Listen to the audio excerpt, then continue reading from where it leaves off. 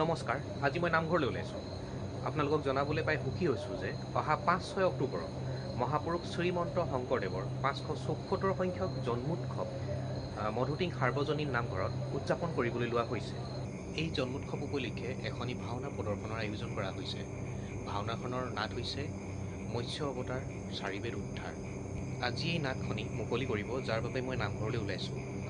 নাটখনিৰ দাতা সদৌ অসম ছাত্ৰ সন্থাৰ সাধাৰণ সম্পাদক শংকৰজ্যোতি বৰুৱা আৰু তেখেতৰ পৰিয়ালবৰ্গ। গতিকে ব'লক নামঘৰলৈ যাওঁ।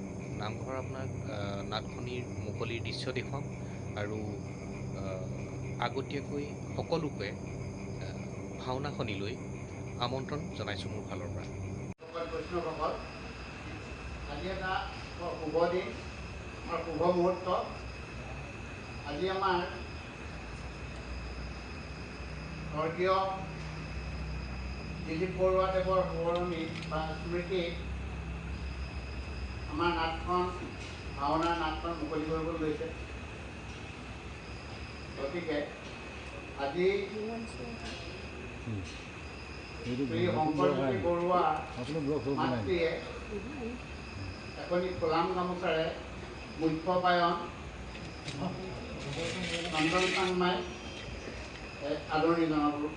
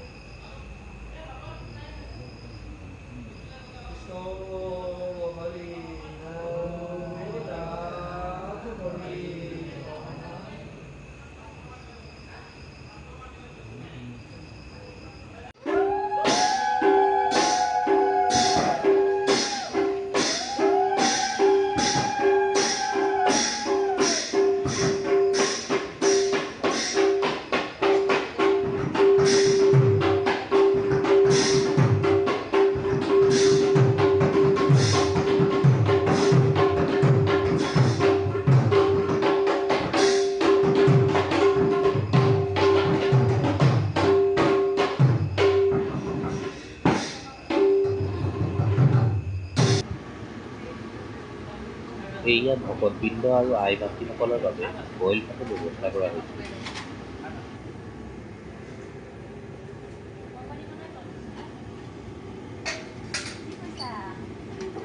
ক্লিপ এটা লৈছোঁ।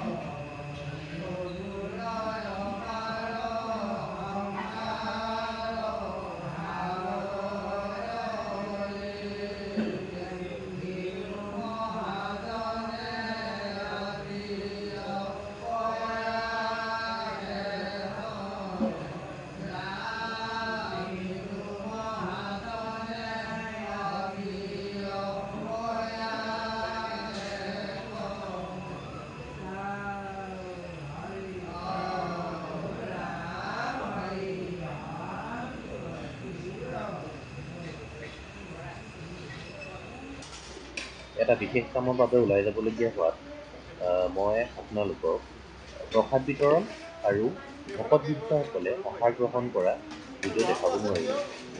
মই আহি পোৱাত অলপ পলম হ'ল আৰু আহি পায়েই মই আই মাতৃসকলৰ লগত আহাৰ গ্ৰহণ কৰোঁ।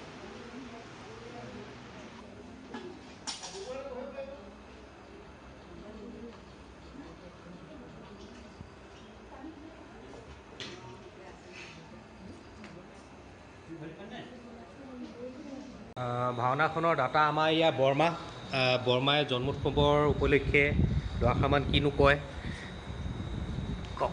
574তম জন্মোৎসৱী এইবাৰ আমাৰ মধুটিং সাৰ্বজনীন নামঘৰত সাতোভাগী নামঘৰ একেলগ হৈ পাতিবলৈ লোৱা হৈছে।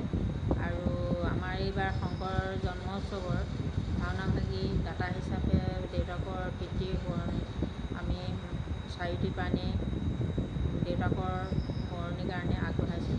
সদৌ শেষত সকলোলৈকে মহাপুৰুষ শ্ৰীমন্ত শংকৰদেৱৰ জন্মোৎসৱৰ আমন্ত্ৰণ জনাই আজিৰ ভিডিঅ'টি ইমানতে সমাপ্ত কৰিছোঁ। নমস্কাৰ।